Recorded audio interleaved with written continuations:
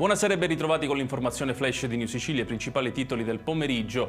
Tenere sotto controllo boss scarcerati, mafiosi in semilibertà e in permesso premio anche tramite la realizzazione di una banca dati. Questa è la proposta lanciata da Chiara Colosimo, presidente della Commissione parlamentare antimafia, intervenuta durante l'audizione del giornalista della Repubblica Salvo Palazzolo, da qualche mese sotto scorta per aver ricevuto minacce.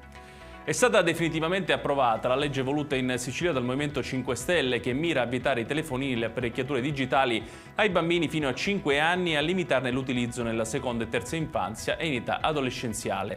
Dopo l'ok dell'Assemblea siciliana per diventare operativo, il provvedimento dovrà essere approvato dal Parlamento nazionale.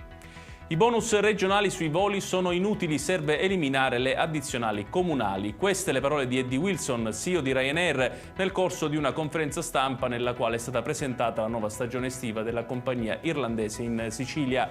Se viene eliminata l'addizionale noi risponderemo mettendo altri 5 aerei nell'isola con 3 milioni di passeggeri in più, ha aggiunto Wilson. Cassa integrazione per 2 settimane tra marzo e aprile per circa 2.500 lavoratori dei reparti produttivi della ST Microelectronics di Catania, ad annunciare il provvedimento Pietro Nicastro, segretario generale FIM-CISL della Sicilia.